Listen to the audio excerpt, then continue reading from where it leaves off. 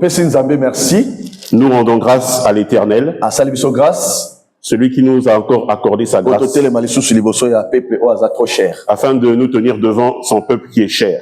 Chaque fois, je dis toujours, je ne suis pas plus que toi, je ne te dépasse en rien, mais tiens seulement bon devant le Seigneur. Suis l'enseignement, et l'Éternel te fera grâce s'il a mis quelque chose en toi. Le plus important, c'est de méditer la parole et que tu marches dans la crainte du Seigneur. Quoique aujourd'hui, le souci de l'ennemi est que le peuple ne puisse pas méditer la parole de Dieu. Que le peuple ne puisse pas s'accrocher à la vérité.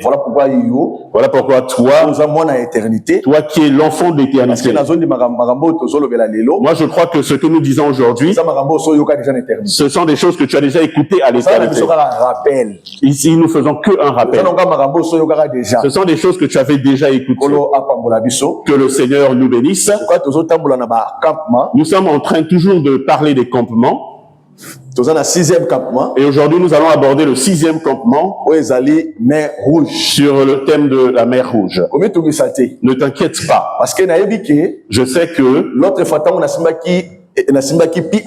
la dernière fois quand j'ai parlé de Pi-Hahiroth, nous avons également parlé de la mer Rouge.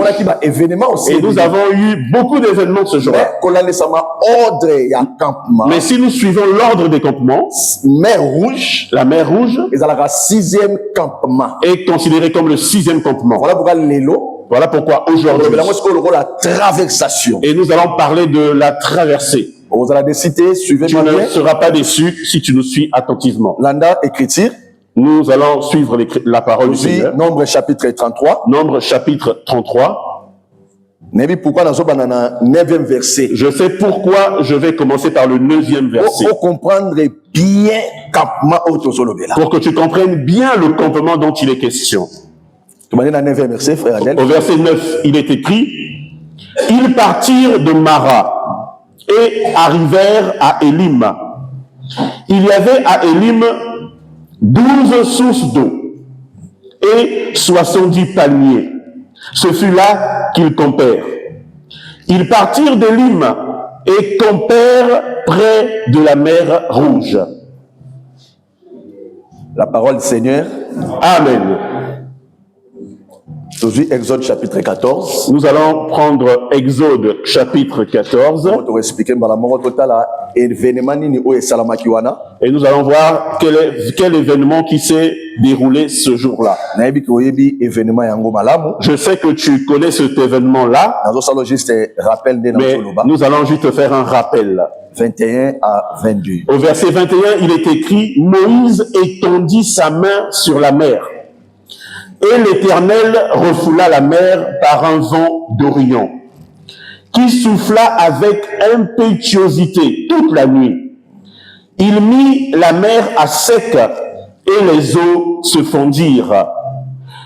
Les enfants d'Israël entrèrent au milieu de la mer à sec, et les eaux formaient comme une muraille à leur droite et à leur gauche. La parole du Seigneur. Amen. Suis-moi attentivement. Cinquième campement. Aujourd'hui, normalement, je devais aborder le 5e campement. 5 grâces ministérielles. Comme les 5 grâces ministérielles. Marche arrière. J'aimerais revenir un peu en arrière. Expliquer que les 5 premiers campements. Pour expliquer que les 5 premiers campements. Vous allez rappeler aussi 5 grâces ministérielles. C'est aussi les 5 grâces ministérielles. Pasteur, évangéliste, prophète, docteur et apôtre. Amen. Mais comme j'avais promis que je devais parler de la mer Rouge, c'est mieux que je puisse parler de ça aujourd'hui. Il y a 5 premiers campements. Mais au sujet des 5 premiers campements, je vais commencer à parler de Je parlerai de ça à l'école. Parce que qu'on a déjà toujours dans ma formation kalaté. Nous allons bientôt commencer les formations. On a écriture et son interprétation. Et nous allons d'abord commencer par l'écriture et son interprétation. Il y a déjà quelques-uns, vous inquiétez pas. Il y a déjà quelques-uns qui se sont inscrits et donc le groupe a déjà été créé. Ceux qui ont donné leur nom ont déjà vu le groupe. Alors, l'andanga bien. Suis-moi très bien. Nous avons parlé du campement La Mer Rouge. Nous avons dit que la mer est rouge. Lorsque nous avons parlé de Pi Hahiroth, nous avons vu les événements qui se sont déroulés à Pi Hahiroth.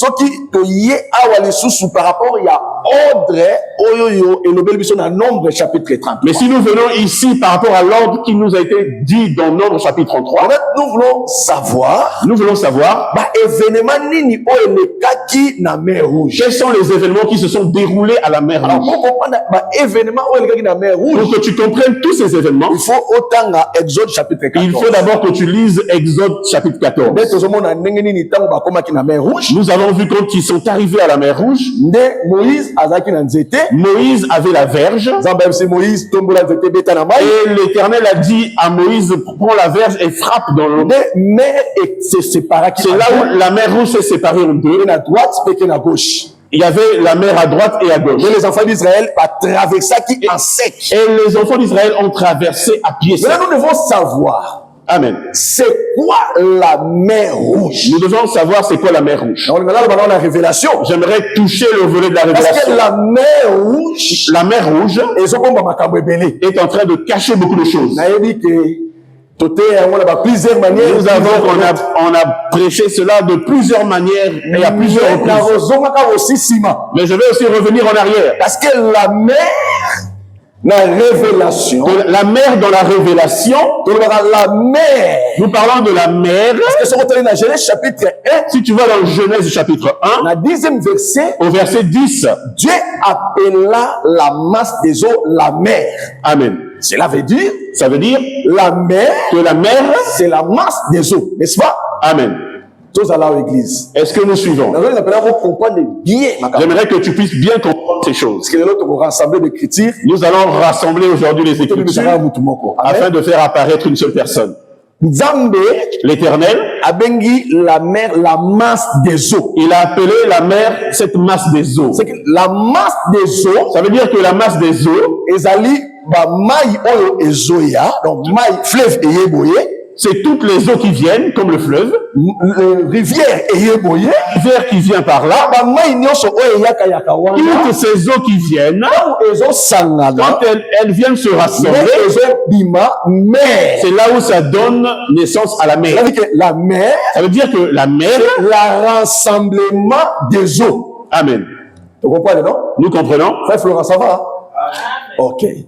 La mer, c'est le rassemblement des eaux. Amen. C'est que ça veut dire que toutes les eaux qui viennent de partout, le fleuve qui vient par ici, la rivière qui vient par là, et le lac qui vient par là, lorsqu'ils viennent, ils se rassemblent, et ça forme la mer. La mer, c'est quoi?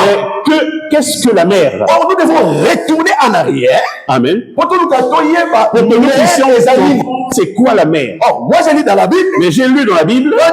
Quand Jacob a bénir dans Genèse 49, est en train de bénir dans Genèse 49. Il vient auprès de Ruben. Il dira Ruben, effectué comme des eaux. Amen. C'est que Ruben, ça veut dire que Ruben, ici Ruben, mon fils qui est fort comme les eaux. C'est quoi qu'ils ont écrit, hein? Amen. Les eaux, s'il te plaît. C'est ça qu'ils ont écrit au pluriel. Amen. Genèse 49. Yes. Au verset 3, il est écrit, Ruben, toi mon premier-né, ma force et les prémices de ma vigueur, supérieur en dignité et supérieur en puissance, impétueux comme les eaux. Au pluriel. impétueux comme des eaux. Cela veut dire que Rubin. Ça veut dire que Rubin. Ce qui va dire que Rubin. Si on dit que Rubin. Tu es fort. Comme les eaux. Rubin. Ça veut dire que Rubin. C'est lui la mère. Parce que nous disons. Mais. Que la mère. Rassemblement. C'est le rassemblement. De toutes les sources d'eau. Voilà pourquoi. Ces jours-là. Lorsque nous parlons de Rubin, qui est la mère, ça veut dire que les eaux qui sont en train de venir, qui viennent par là, qui viennent par ici, toutes ces eaux-là sont des prophètes. Ce sont des prophètes de l'ancienne alliance. Amen. Ils sont tous en train de venir afin de former la mer. Regardez. Yes. Ça, c'est la mer. Ici, c'est la mer. Cette eau qui vient. Une autre eau qui arrive. Toutes les sources. Toutes les sources qui viennent. Se rassembler afin de former la mer. Ça veut dire parce que la mer, ça veut dire que la mer, c'est toute une personne. Parce que nous avons dit ceci. Si Rubin et les eaux, c'est la mer. Ça veut dire que la mer, c'est tout un homme. On n'oublie pas Apocalypse. Dans Apocalypse, on nous avait déjà dit que les eaux sur laquelle amen. Ce sont les peuples, les langues et les nations. Ça veut dire que les eaux, c'est une personne. N'est-ce pas? N'est-ce pas? Est-ce que vous me suivez? Nous comprenons que les eaux sont des hommes. Ces eaux qui viennent, ce sont les prophètes de l'ancienne alliance qui viennent tous former la mer. Voilà pourquoi. Ces jours-là, Jésus a posé une question. Qui dit-on que je suis, moi, le fils de l'homme? Amen. Tu es Jérémie. Yes. Tu es Élie. Yes. 2. Tu es Jean-Baptiste. 3. Ou l'un des prophètes. Amen. Ça veut dire Jérémie Azamai. Et aussi une eau. Élie est une eau. Moïse est une eau. Habakkuk est une eau. Jonas aussi est une eau. Tous les prophètes de l'ancienne alliance, ce sont des eaux qui viennent se rassembler pour former un homme qui est Jésus-Christ. Que le Seigneur nous bénisse. Est-ce que nous suivons? Donc, nous comprenons par là que tous les prophètes étaient des eaux. Parce que nous avons déjà donné l'Apocalypse qui nous explique que les eaux sont des hommes. Mais nous disons que la mer rouge, c'est le Seigneur Jésus-Christ. C'est le Seigneur Jésus-Christ. Mais nous devons chercher à savoir dans les Écritures le rassemblement des eaux. Parce que nous ne pouvons pas seulement dire que lui, c'est lui la mer rouge qui rassemble. Si nous ne voyons pas où ils se sont rassemblés. Prenons d'abord l'écriture. Nous allons prendre une écriture. Nous allons marcher dans les Écritures. Proverbe chapitre 8. Je suis dans Proverbe chapitre 8. Maintenant, la 22e verset. Frère Florian, aujourd'hui, on a Job 40. Proverbe chapitre 8. Ouais, Job 40, on a 10 à 15. Les frères Adelphes, on a Colossiens, chapitre 1. Tout rassemblé d'écriture. Très bien. Proverbe chapitre 8. 22 à 24. Au verset 22. Suivez bien. Au verset 22, il est écrit. Voilà. L'Éternel. Parce que nous disons, nous parlons de Rubin. Rubin qui est le premier-né. N'est-ce pas, Église? Amen. Vous s'est trompé. Rubin qui est le premier. C'est lui qui est la mère. Nous allons savoir Rubin qui est le premier. C'est qui? Parce que tu as dit que c'est le Seigneur Jésus-Christ. Nous avons dit que c'est le Seigneur Jésus-Christ. Nous devons maintenant voir. Voilà. Et expliquer. Proverbe chapitre 8, verset 22. Oh, sagesse, l'Éternel m'a créé la première de ses œuvres. Ok? Avant ses œuvres les plus anciennes. Nzambe asalaki nanu sagesse avant makambunios. Amen. C'est ça, non? C'est ça. Continuez. J'ai été établi depuis l'éternité. Ah, namitamaki depuis éternité. Yes. Ok? Dès le commencement, avant l'origine de la terre. Cela veut dire que avant Makamunio so ezala, sagesse azalaki. Amen.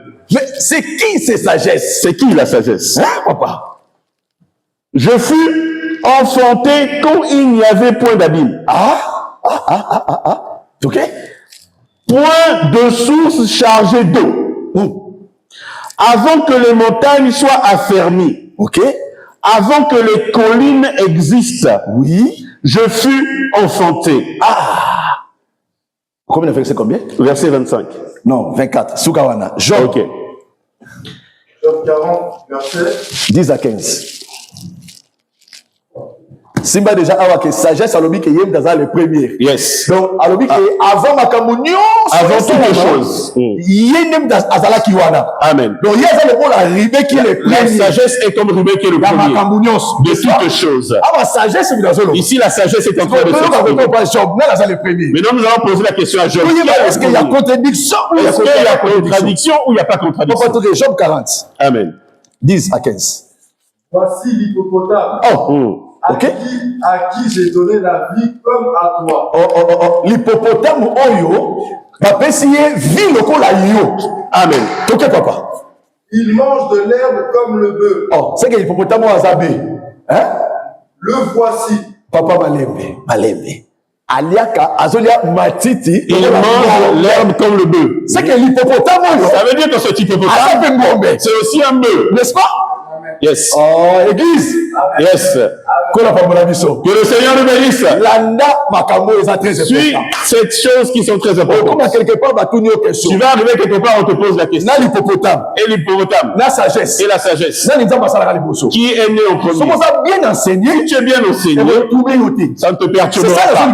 C'est pour ça que j'aimerais que tu t'expliques. L'hippopotame. Et l'hippopotame. La sagesse. Et la sagesse. Qui est né en premier? Papa Toké. Le voici. Ok. Sa force est dans ses reins. Ma casse est dans le pardon. Et sa vigueur dans les muscles de son ventre. Vigueur est dans le Yes. Amen. Ok, papa. On y va. Il plie sa queue aussi ferme qu'un sel. Ok. Les nerfs de ses cuisses sont entrelacés. Ok. Ses os sont des tubes d'airain. Ok. Ses membres sont comme des barres de fer. Ok. Il est la première des œuvres de Dieu. Il est quoi? La première des œuvres de Dieu. Première œuvre de Dieu. Yes. Maintenant, entre l'hippopotame. On va Sylvie. Yes. Là, on a bien. L'hippopotame. Entre l'hippopotame. On parle le premier. Il est le premier. Entre tous les œuvres que Dieu a fait. Toutes les œuvres que Dieu a fait. C'est qu'on a la sagesse. Mais là-bas, la sagesse. Sagesse pas nos mais la sagesse aussi à dire. Moi aussi, je suis le premier. On a sagesse. Et la sagesse. Non l'hippopotame. Et l'hippopotame. Non, le premier. Qui est le premier? Faut que Colossiens on peut savoir son réponse. Mais Colossiens doit nous donner la réponse. On y va, papa. Très bien. Colossiens. Yes. 1:15. Je suis dans Colossiens chapitre 1, verset 15, il est écrit. Ok. Il est l'image du Dieu invisible. Toqué, papa, toqué. Le premier-né de toute la création. Colossiens a positionné. Colossiens est venu positionner. Il est l'image de Dieu invisible. Amen. Le premier-né. Yes. Mais alors, il n'a pas donné le nom. N'est-ce pas? Yes. Attique votre question. Tu dois marcher dans les Écritures. Afin de savoir c'est qui le premier. Quand on parle d'hippopotame, et de la sagesse qui parle, c'est qui? Apocalypse, c'est qu'on sa réponse. Nous sommes dans Apocalypse. Écoute maintenant ce que Apocalypse. Chapitre 1, verset 5. Je suis dans Apocalypse chapitre 1 au verset 7. 5. Verset 5. Il est écrit au verset 5. Et de la part de Jésus-Christ, le témoin fidèle. Ok.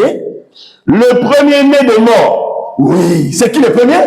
Jésus-Christ. Ah, c'est que Jésus, ça veut dire que Jésus, c'est lui qui est l'hippopotame. C'est lui l'hippopotame. C'est lui qui est sagesse. C'est lui qui est la sagesse. Ça veut dire que Christ, ça veut dire que Christ, c'est lui qui est Ruben. Ils ont rassemblé, il a rassemblé tous les prophètes en lui. Voilà pourquoi quand on parle d'hippopotame, on ne voit pas l'animal qui est en train de marcher. Ce n'est pas cet hippopotame que nous voyons dans le jardin botanique, dans le jardin géologique.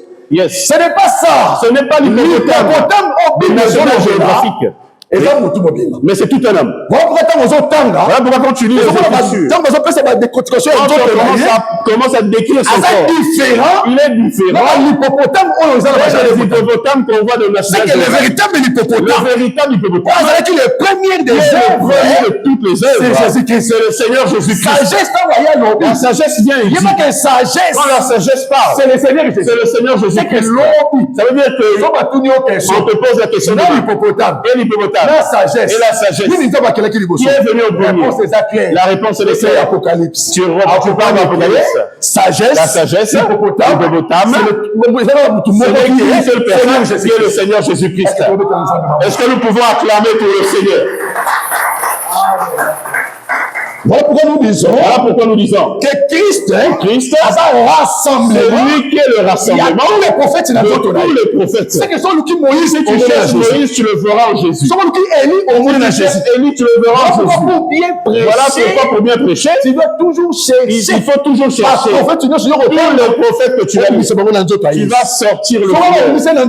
Si tu as fait apparaître le Seigneur, ça veut dire que tu as compris. Mais regarde. La mer est rouge. La mer rouge. Je suis toujours là. Je suis allé là-bas afin que nous puissions faire marier les Écritures, pour rassemblement des Écritures. La mer est rouge. Parce que Israël a compris qu'on traversait, si la mer rouge ne s'est pas séparée. Mer et Kabana. Pour que la mer se sépare, Moïse doit frapper. Si Moïse n'a pas frappé, la mer ne se séparera pas. Parce que la mer ne peut pas se séparer. Pour que la mer se sépare, Moïse doit frapper. C'est là où la mer va se séparer. La mer rouge. Quand nous disons mer rouge, lorsque nous parlons de la mer rouge, on a déjà nous voyons rouge. Ça nous parle de beaucoup de choses. Parce que nous sommes à la mer rouge. Nous sommes à la mer rouge. Rouge, c'est le sang. Rouge, c'est le sang. Yes. Est-ce que nous suivons? Est-ce que nous suivons? Amen, amen, amen. Ces choses-là sont pour vous. Notre Père a écrit ça pour nous. Il est important que tu comprennes ces choses. Si tu comprends, tu es sauvé. Alors, toujours la mer rouge. Nous parlons de la mer rouge. Lorsque nous parlons de la mer rouge, nous voyons la couleur rouge. Couleur rouge. Or, la couleur rouge, sur le sang de la rédemption. De parler du sang de la rédemption. Voilà pourquoi nous disons que la mer rouge, c'est le Seigneur Jésus-Christ. C'est le Seigneur Jésus-Christ. Lorsque Moïse a pris la verge et a frappé la mer rouge, il est tenté de tirer. Il est en train de tuer le Seigneur Jésus. Est-ce que tu comprends? Est-ce que nous comprenons par là? Lorsqu'il a frappé la mer, ça veut dire qu'il a tué Jésus. Quand Christ est mort, le chemin s'est s'ouvrir. Amen. Yes. Lorsque le Christ est mort, c'est là où le chemin s'est ouvert. Voilà pourquoi il a dit. Voilà pourquoi il est écrit. Je suis le chemin. Yes. La vérité et la vie. Amen. C'est que ça veut dire que Christ, avant sa mort, la voie était fermée. Pourquoi? Parce que l'homme est péché. Il a mis des chérubins. Yes. Mais quand Christ est mort, il a versé son sang. Yes. Le chemin qui était barricadé s'est s'ouvrir. Amen. Le chemin s'est ouvert. Afin que le peuple puisse traverser. C'est qu'au moyen de la mort de Christ, ils sont toujours traversés. Là où nous traversons. Le peuple d'Israël va traverser. Yes. J'ai vu que vous avez compris. Que le Seigneur vous bénisse. Le Seigneur vous a donné cette sagesse. Vous avez compris que la mère, qui est le Seigneur Jésus, si ce n'est pas encore séparé, ça veut dire que le Christ n'est pas encore mort. Il faut que la mère se sépare pour que le chemin se s'ouvre. Lorsque Moïse frappe la verge, c'est là où la mère se sépare. C'est ça la mort de Christ. Il est mort et la voie s'est ouverte. Quand il est mort, le chemin s'est ouvert. Or, nous avons parlé du rouge. C'est la rédemption. Comme la rédemption. Voilà pourquoi quand il est mort, le chemin s'est ouvert. Et le peuple a chanté. Tu es digne de prendre des livres et de racheter. Amen. Car tu as été immolé pour Dieu. Amen. Nous Christ a versé son sang pour Dieu. Il nous a racheté. Pour Dieu. Si Christ a versé son sang, il nous a déjà racheté. Est-ce que toujours nous devons encore demander le sang? Est-ce que vous voyez ça, non? Est-ce que vous voyez? Parce que Christ a versé son sang sur la croix. Et la croix dont je parle, ce n'est pas cette croix ici. Ce n'est pas cette croix-là. Ce n'est pas cette croix. Ce n'est pas cette croix-là. La croix, parce que notre Seigneur Jésus-Christ a monté sur la croix. Quand il monte sur la croix. Je ne vais pas entrer là-bas. Je suis encore ici. Est-ce que tu comprends? Est-ce que nous comprenons? Ça veut dire le sang de Jésus-Christ a été versé pour nous racheter. Amen. C'est que ce qui si moi, même qu'il a racheté, je sais que je suis racheté, je vais plus encore invoquer la croix. Parce que Jésus n'est plus sur la croix. Il est déjà descendu de la croix. Il a déjà effectué le travail. Il a dit, tout est accompli. Ça veut dire, on ne peut plus invoquer le sang de Jésus. Est-ce que nous suivons? C'est très important de comprendre ces choses. On ne peut pas invoquer le sang. On ne peut plus invoquer le sang. Il a fait un travail. Il a déjà effectué un travail. Yes. Les gens ne savent pas. Le sang de Jésus. Le sang de Jésus. C'est tout un travail qu'il a accompli. C'est le travail. Yes. Quand il a fini son travail, le chemin qui était fermé, il a été ouvert. Yes. Et Fungwami. Ça s'est ouvert. Voilà pourquoi il s'est placé. Comme une là. Comme le chemin. Ce côté était la gauche. Et ce côté était la droite. Yes. Amen. Amen. Yes. Le chemin s'est ouvert. Ce côté était à la gauche. Ce côté était à la droite. Amen. Nous voyons des choses, beaucoup de choses. Parce que Christ, lui qui est le chemin, nous comprenons par là, il devient aussi toute une échelle. Parce que quand il devient l'échelle, c'est pour que l'homme puisse monter. Il aille voir le Père. Il aille à l'éternité. Voilà pourquoi Jacob, lorsqu'il s'est endormi, il a vu une échelle. Les anges de Dieu ont commencé à monter et descendre. C'est important. Mais Jésus arrive devant Nathanaël. Il dit Nathanaël, toi tu es Nathanaël. Mais oui, tu m'as monné. Comment tu as su ces choses? Parce que dans le bébé Macambo, j'étais dit parce que tu étais sous le figuier. Quand tu l'as écouté, il a dit toi tu es prophète. Parce que je t'ai dit la vérité. Yes. Il n'allait pas. Il a cru. Parce qu'il a écouté. Ce qui a dit sous le figuier. Le Seigneur a dit désormais, vous verrez des anges de Dieu monter et descendre sur le Fils de l'homme. Amen. C'est que Christ s'est placé. Donc on a eu dans un chef. Comme lui le chef. Parce que vous allez voir maintenant. Vous verrez. Voilà. Vous verrez. Pas vous verrez. Non, vous verrez. Donc on monte. Yes. Les anges de Dieu. Monter et descendre. Sur le Fils de l'homme. Qui était Fils de l'homme? Yes. C'est le Seigneur Jésus. C'est le Seigneur Jésus-Christ. Donc Fils de l'homme. C'est lui qui est le Fils de l'homme. Pour que tu puisses monter. Il faut que tu il se place comme une échelle. Voilà pourquoi tu as vu Zaché. Pour qu'il aille voir Jésus. Il va monter sur le sycomore. Il monte monte pas sur le sycomore, il ne verra pas le Seigneur Jésus. Oh, le sycomore, c'est ça devient comme une échelle pour voir le Seigneur Jésus. Il faut que tu montes. N'oublie pas que le sycomore, c'est aussi le Seigneur Jésus. Si tu acceptes le Seigneur Jésus, c'est lui qui devient le corps. Celui qui a rejeté Jésus, il ne sera pas un peu pour ça. Mais la mer rouge est en train de se séparer. Christ devient le chemin. Attention. Il y a, les chemins sont des hommes. Et nous avons beaucoup de chemins. Mais il faut que tu saches quel est le chemin que tu prennes. Que tu vas passer. Amen. Si tu acceptes un homme, c'est-à-dire que tu acceptes celui comme chemin. C'est que celui que tu vas accepter. C'est lui qui tu dois croire. Yes. C'est le Seigneur Jésus. C'est le Seigneur Jésus-Christ. C'est lui le véritable chemin. Il doit nous ramener vers le ciel. Celui qui accepte Jésus, il va partir. Mais crains le Seigneur. Voilà pourquoi l'eau doit se séparer en deux. Ce côté est à la gauche, ce côté est à la droite. Nous voyons l'œuvre de la croix. Là où l'œuvre de la croix, nous voyons deux montagnes d'eau. Les deux montagnes d'eau. Et aussi les deux brigands. Et aussi les deux brigands qui sont placés sur la croix. Qui est au milieu. Et si je parle dans la prophétie, quand je rentre dans la prophétie, je vais expliquer. Je parlerai les deux montagnes d'eau. Élie et Moïse.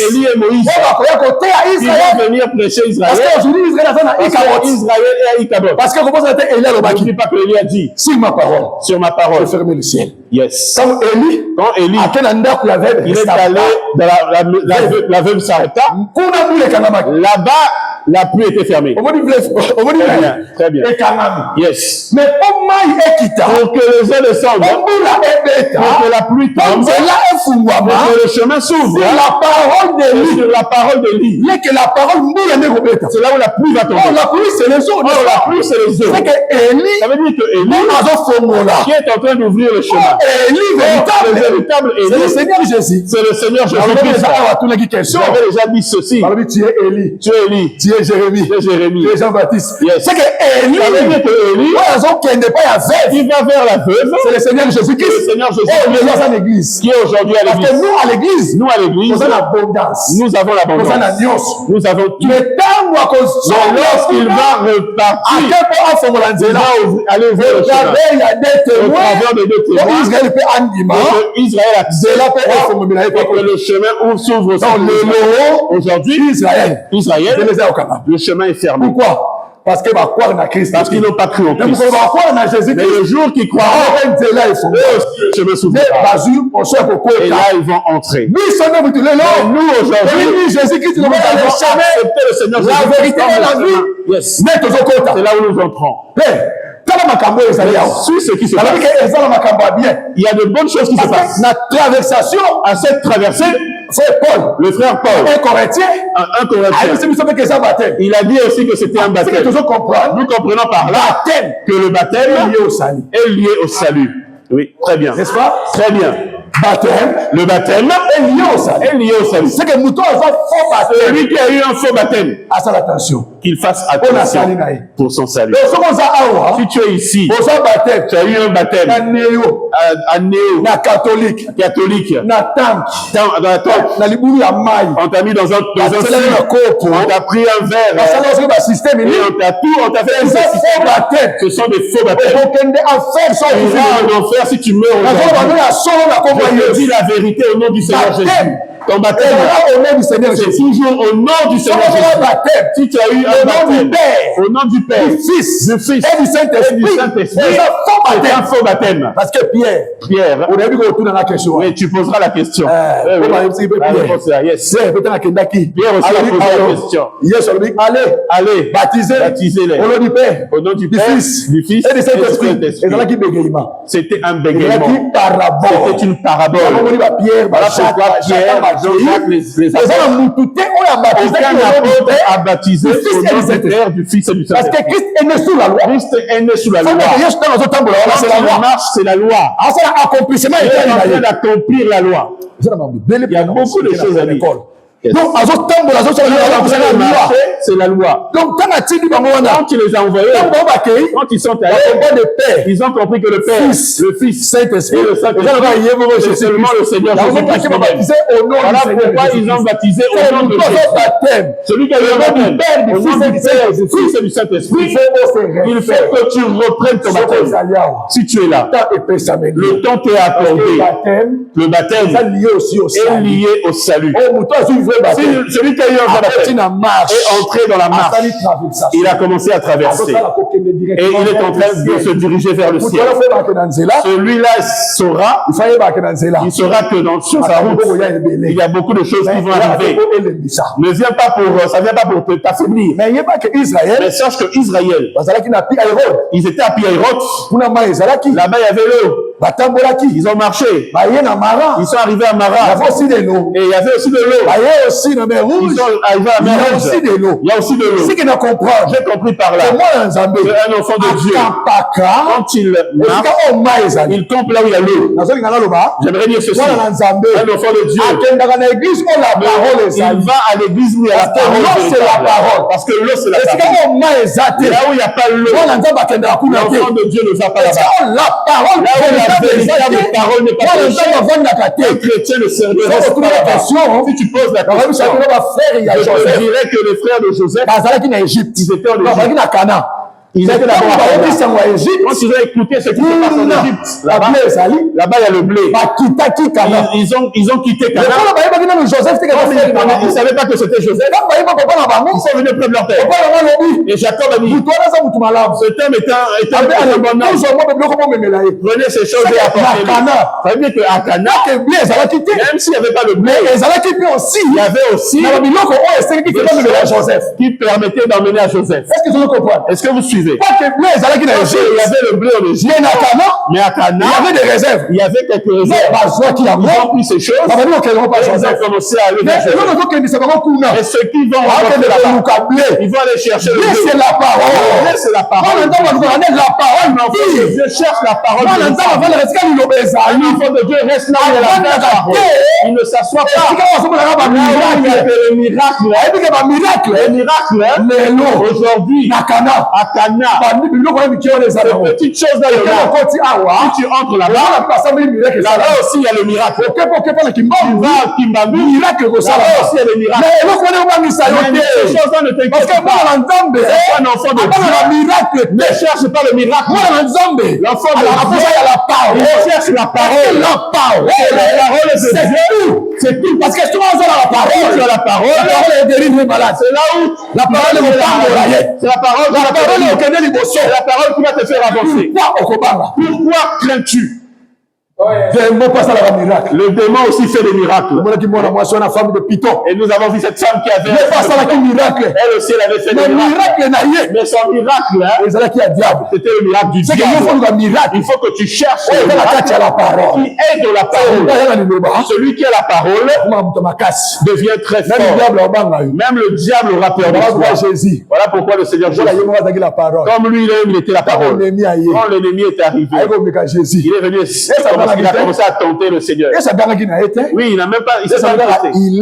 Il a seulement dit, il est aussi écrit. C'est que Christ. Ça veut dire que Christ, c'est lui qui est le ruminant. Parce que moi, très bien, très bien. Quand je prêche là, tu manges, tu gardes la parole. Si la tentation est il faut que tu ressortes. C'est ça le ruminant. C'est ça le ruminant. Or, les deux, c'est des ruminants. L'enfant de Dieu était ruminant. Devant la tentation, devant la maladie, devant quoi que ce soit, il faut que tu rumines les Écritures. Il est écrit. Tu commences à dire, tu nous as donné le pouvoir. Il nous a donné le pouvoir. Éternel Jésus-Christ. Yes. Par ta parole. Yes. Je vais chasser cette maladie. Seulement par sa parole, cette maladie va partir. Parce que la parole, tu as la parole. Il faut ruminer la parole. Que le Seigneur nous bénisse.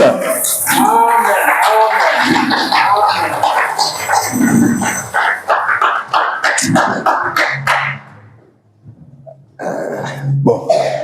Nous acclamons très fort le Seigneur. Nous acclamons très fort Jésus. Il y a beaucoup de choses à dire, mais nous allons garder pour le jour du Seigneur. Nous allons en parler au jour du Seigneur. Lorsque le Seigneur nous accordera encore la possibilité d'en parler. Que le Seigneur te fasse grâce, qu'il te bénisse. Ma prière est que tout ce qui est bloqué dans ta vie s'ouvre. Ma prière est que le Seigneur accomplisse les désirs de ton cœur. Je n'ai rien à te donner, mais ce que je peux te dire, que tu gardes la parole et la foi. Que tu gardes la parole pour que la parole aussi puisse te garder. Marche seulement dans la crainte du Seigneur. Et que ce Dieu-là puisse enlever la maladie de ton foyer. Qu'il enlève la maladie de ta famille. Au nom puissant de Jésus-Christ. Amen. Merci.